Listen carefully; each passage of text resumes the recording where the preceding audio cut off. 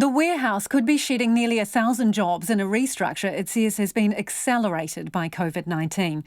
The group that also owns Noel Leeming is looking to shut an additional 6 stores, including branches in Te Awamutu and Tokoroa, on top of 3 already earmarked for closure. Up to 130 positions will be axed from head office, plus 900 full and part-time jobs at stores as the company shifts to a, quote, Agile operating model, in line with changing shopping habits and an anticipated downturn due to the pandemic. I asked Chief Executive Nick Grayston exactly how much of the restructure is due to COVID-19. First thing is in our office, our head office in Auckland today.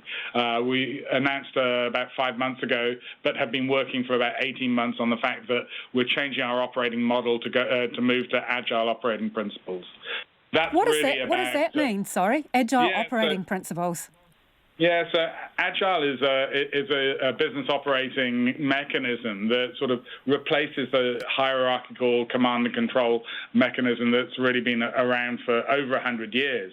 If you think about how digital companies operate, for example, it's all about being, firstly, very customer-focused, secondly, becoming much more efficient, nimble, and faster executing, and thirdly, the byproduct of it is companies that have gone Agile, they report a minimum of about 30% improvement in employee engagement, and we've been testing this in what we call some front runners for quite a few months now, and the message from them is we wouldn't want to go back, and this is a far better way of operating. What about the 1,000 people that are losing their jobs? Sorry, I know you're interested in your Agile model, but 1,000 people are going to be out of work. What about them? Yeah, so there could be as high as 1,000. The vast majority of those are in our red stores.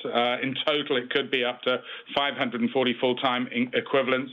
Obviously that 1,080 number includes a lot of part-timers.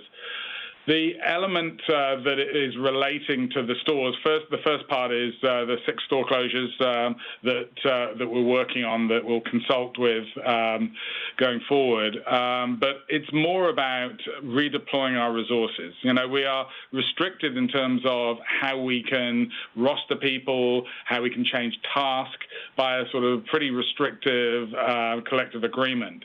And so this is something that we've tested our way into, and it's about being able to serve our customers better.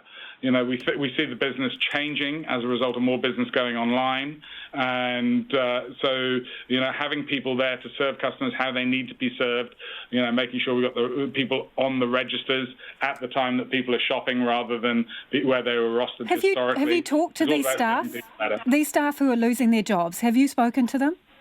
Yes, of course we have. We're in the process of consulting that. We'll take the next step. Sorry, Nick, to interrupt, but you personally, have you had some discussions with them? I have not spoken to 1,000 staff today, no. Okay, so what percentage of the staff who potentially are losing their jobs would you have had conversations with? So the consultation is still to come with those people. So those are not determined. I have been in the office today, and as you can appreciate, with social distancing and still being at level 2, we're having to structure how people come to the office. So, I've been in touch with the whole company by video today to announce these changes. I've also put out notes, and we put out notes on our internal social media. Okay, so how many stores have you given notice on tenancies for then? If you are still in the consultation process, how many have you notified that you'll be stopping those tenancies? So there are 6 stores that we're going into consultation about closure at this moment in time, as signalled. And, as you know, we consulted with Birkenhead, and that one is now confirmed. So did you give notice on your Birkenhead premises prior to the consultation period ending with the staff there? No, we didn't, of course not. We consulted first, and after consultation, and the conclusion of that consultation, we gave notice. Have you given notice on any of those other properties that you talked about, other stores? Not yet. Okay, so there's a couple of small towns that are involved here, Tokoroa and Te Awamutu. That's going to have a huge impact on people there, isn't it? Yes, regrettably it is, and we never like doing this. As I said, we are a chain of about 258 stores. We continually assess our store network and its appropriateness to be able to serve our customers and to work within a viable operating model. As you know, there's a lot of aggressive overseas competition, both in the digital sense and in terms of overseas competition coming.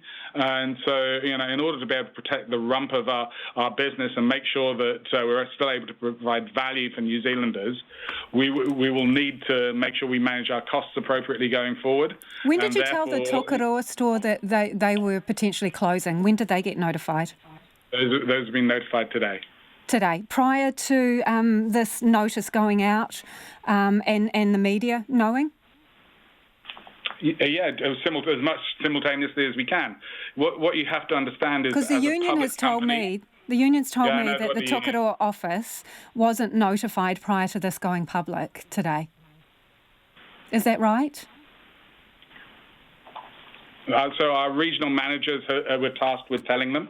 And so, I think you have to understand that the union... So did they tell them before it went public? So I believe so. I've been doing media all day, but we will of course check. They were, I'm told, in store at the time. So I wouldn't take everything that First Union tells you at face value. We've been aware that they've been telling a few. They've been a little liberal with the truth. So, but you're unable to confirm either way whether the staff at Tokoroa were notified prior to the announcement being made public? We will get back to you and confirm. I'm still unclear about how much of this and how many of the job losses are COVID-19 related. Can you clear that up? Well, I've already answered that. I've already answered that, and it's an acceleration as a result of COVID, things that we were planning to do anyway.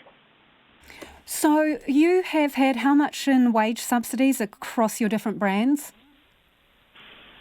I'm sure you know the answer to that. It's around 68 million. And so what difference has that made to the number of jobs you can keep? Can you? Yeah, so what that enabled us to do is keep people employed during lockdown, as it was intended to do. It covered around about half of our total wage bill. We were able to, it went directly to our employees. We were able to keep 100% employed and on full salary during that time. And so it is in line with how the government wanted it to be used. So how many of those jobs that you collected subsidies for will now be going? Is the potential 1,000 that are going, are those jobs that you previously had subsidies for? None of them will be going within the subsidy period that ends on the 17th of June. No, but will some of them go after that? Well, we don't know that until we've consulted. Okay. Are you going to make an application for the second round of subsidies? No, we're not. And why have you come to that? Is it because you don't qualify? Well, we don't think that our business, God help us, will be down 50%. And that was the Chief Executive, Nick Grayston.